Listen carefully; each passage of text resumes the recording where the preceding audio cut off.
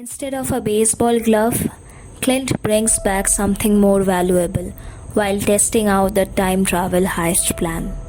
Or should I say, someone more valuable. Dear members of the fandom family, welcome to the madness of Fandomverse. Today's story is Did Not See That Coming. Written by the fanfiction writer who goes by the name Violent Bulldog and narrated by yours truly, Sudeshna Ghosh. Let's dive in. You took everything from me. The furious red flashed through her eyes, glowing ominously at the Titan. He scoffed in reply. I don't even know who you are, he said, raising his sword at the young witch. She smirked, danger linger on her features. You will, she declared before hovering herself into the air and launching boulders of rubble at the Titan. He blocked them and charged at the witch, who had lowered herself back down and was now throwing powerful orbs of her chaos magic at him. The Titan blocked them with his armor and his sword. He swung the sword down at her, having her catch it above her head with mere centimeters to spare. He pushed his weight onto the sword, the witch being pushed into the earth below her. He pushed farther but only got a sinister smirk in reply before the witch smashed his sword out of his hands with a sheer pulse of adrenalized magic, breaking it into two. To say that the Titan was shocked would be an understatement. The witch lifted the Titan from the ground, crushing his armor into his body. The Titan groaned in his pain as the witch pushed farther and farther before he could even call for backup. The witch pressed even farther and crushed the Titan's internal organs into oblivion. Before his body was completely crushed, he heard the witch's voice. You did not see that coming, she had asked. All that remained of the Titan was guts, blood, and flesh. The witch collapsed to her knees, panting heavily. She felt the adrenaline leave just as quickly as it had come. She looked at the remainders of the once mighty Titan, feeling nausea burning in her stomach. The rest of the battle went by in minutes. Without their leader, the Titan's army crumbled. Soon the battlefield was silent. That was until applause broke out from the young spider boy.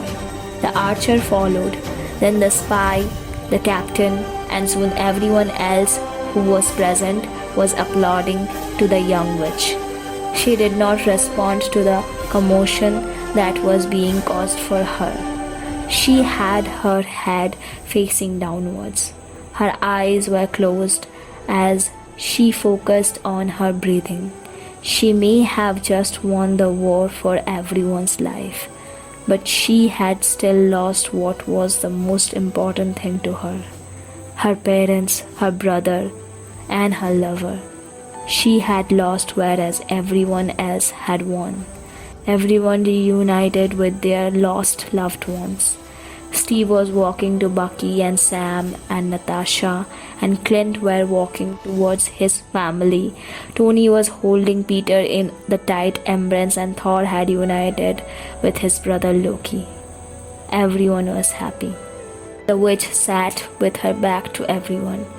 She stared ahead blankly, her thoughts taking over all her focus. She felt a hand on her shoulder, causing her to jump and turn around. Clint stood there, a small smile upon his face. The witch tried to return it, but failed. I have something you might want to see, the archer said, his voice uneasily calm for someone who was just a soldier in the war. The witch shied quietly before standing up and following him. They walked over to Clint's family, including Natasha, who all wore small smiles. The witch tried to seem more cheerful than she was, not wanting to deteriorate their mood. She saw Clint nod once, and his family stepped to the side, revealing another person. One with the messy white hair and a familiar face. Pietro? The witch whispered, not believing her own eyes. There was no way that this was her brother. She could not believe it. She had felt him die, felt each bullet pierce his skin, felt his lifeless body hit the ground in Sokovia, but there he stood. His cocky grin, his shimmering pale blue eyes, wearing the same outfit from the battle against Ultron. "You took my line." He tilted his head, an amused expression upon his face. Before he could add anything else, the witch had thrown herself into his arms, sobbing into his shoulder. He held her close, resting his head on top of hers. Clint and his family gave him a smile, stepping away, going to speak with others. "I've got you once, I promise," he whispered, kissing on the top of her head. He was not sure how long she had cried. Eventually, she pulled away and stared at him in awe.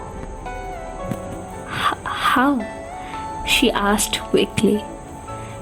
She had a grip on his hand, almost like she was holding him there and making sure that this was real. "Clint," he went backwards in time, back to Sokovia and Ultron. He grabbed my arm, and then I was here. He told me what happened to you. He said that getting me was a test to see if their time travel idea would work. And it did.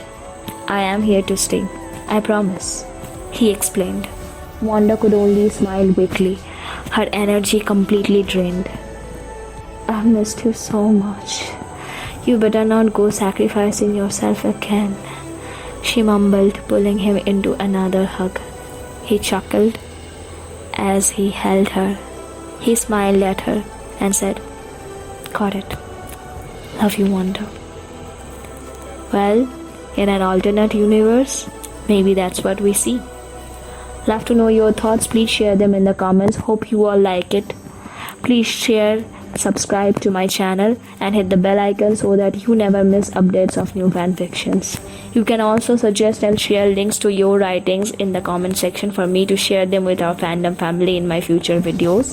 Soon we will dive into the fandomverse again. Until then, stay well and enjoy the madness of fandomverse.